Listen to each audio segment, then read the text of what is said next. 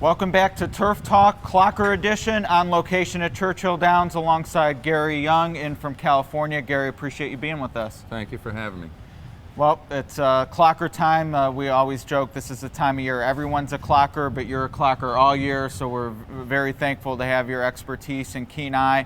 A lot of these horses you've seen as a clocker in California. Some I know you're probably seeing in earnest for the first time. How does your approach change versus a horse you see a lot like Exaggerator this morning and a horse like, say, Sudden Breaking News, who maybe you're not as familiar with? Well, the California horses you've seen train, you understand going in that there's some horses that just, they don't bring it in the morning and they save up for afternoons. And there's other horses that are good workhorses, and if they come with a bad work, there's definitely cause for concern. The horses that are from California, I really don't know. Right. So if they're, you know, I can talk to the trainers that I know some and stuff like that, or other clockers that have watched them train, but I don't know firsthand as to whether they're normally good workhorses or if they're those kind that just save their best for the afternoon. But that's about the best way I can answer that question. Sure. Well, you got a grab bag over the last 2 days, plenty of workers on Friday, a couple today. We'll get right to it. Who impressed you the most on that Friday? You know, I had 3 works that I really liked yesterday. Outwork was probably my work of the day.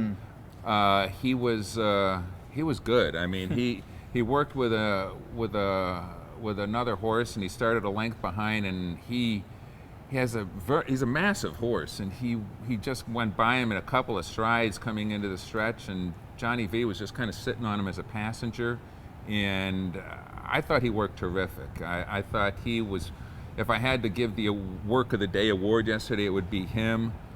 My second best horse was a horse that I'd seen run, but he moved way up on my scale yesterday, was Sudden Breaking News. The horse from Arkansas had a very good work, went 59-3 and did it pretty much on his own. He's a horse that might be affected by what appears to be maybe a moderate pace in this year's Derby, but his work yesterday could not be faulted.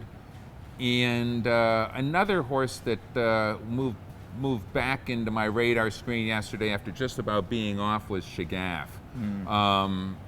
Obviously is a very well-bred horse from High Connections, and a lot was thought of him early in the winter. And you know, I admit, I'm like everyone else, I was a little bit disappointed in his races, especially his last one. But for whatever reason, he bounced back with a really good work yesterday. And you know, all 3 of those horses I mentioned, especially Sudden Breaking News and Shagaf, you're going to get your price on those horses. They're going to be 15-1. There's no question. You know, and one thing about the Kentucky Derby, you know, there's years when you just get the feeling that you don't want to beat the favorite, like last year. Right. And I'm not taking anything away from Nyquist, but you can get some prices in the Kentucky Derby, and Sure. And the 3 horses that I just mentioned, especially the latter 2, they're going to be prices. Well, based on the last future wager, there's a chance Nyquist will actually be a shorter price than American Pharoah was last year, and that's kind of fascinating to me. You know, we have hindsight to kind of question that, but you know, it's a funny thing. I don't, you know, and I like Nyquist a lot. Maybe it's because he's coming around in the year after Pharoah, but if Pharoah didn't happen last year and we had an undefeated Eclipse Award-winning Breeders' Cup champion coming into the Kentucky Derby that was 7 for 7, this horse would be like, he'd be on every sport, on the front of every sport page in America. But maybe it's because his numbers aren't that great, or more than likely that maybe it's just because he's coming in the year after Pharoah, that there's a lot of people that are dead set and trying to beat this horse this year. I'm kind of in between. I don't love him, but I've seen him win too many fights down the stretch to toss him also.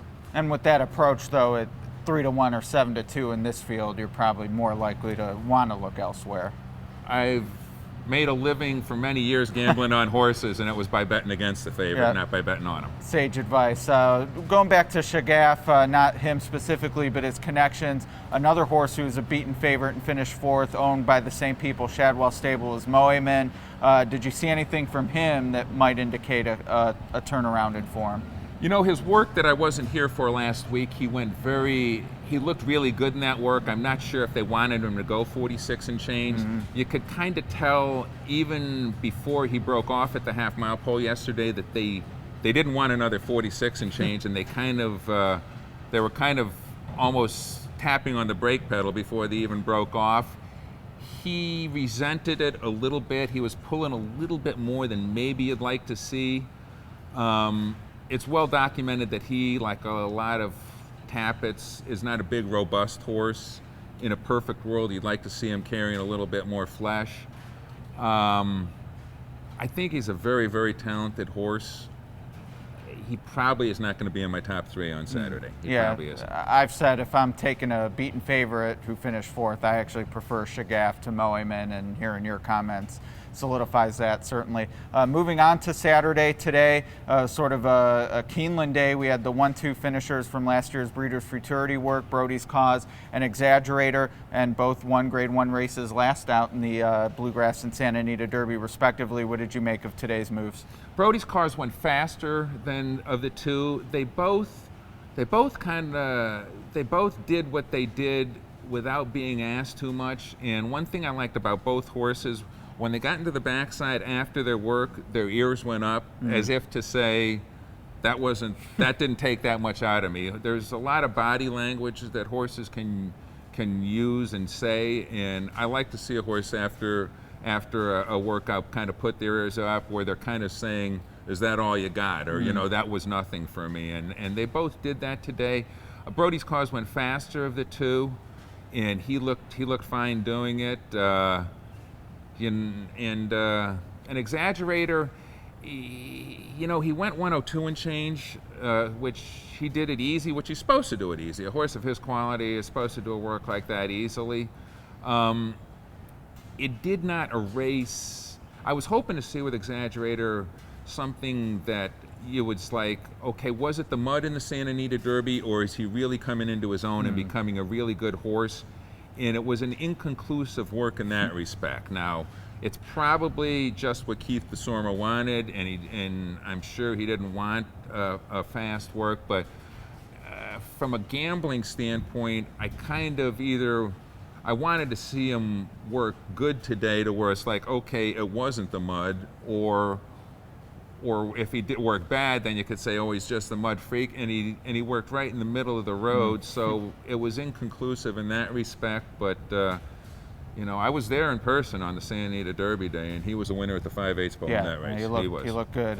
Now, from how you watch works and coming out of it, is the heavy lifting done on a horse like Exaggerator, or will you glean stuff from the gallops leading up to the race that could lead you to a conclusion on the question you were hoping to have answered today? You at times can see horses as they approach this. They're rather intelligent animals, and this is their biggest moment of their life. Some of them kind of, as they go the last 2 or 3 days, you can kind of see them it's almost as if they know what's coming and they're looking forward to it. On the other side of the coin, you can kind of see some horses, when they're out here training in the morning and there's thousands of people here, and you can kind of see them doing the other thing and going the other way. So yeah, you can, even though the pretty much workouts, no one works horses close to a race anymore like they used to, but you can still obtain some information and insight in the last couple days leading up to the race also. All right, well, that's a perfect way to end, because we'll be looking forward to that insight over the next few days. Certainly appreciate you being out here for us in Churchill Downs, and we're looking forward to what you see. Thank you for having me, Ed. All right, join us tomorrow on Turf Talk.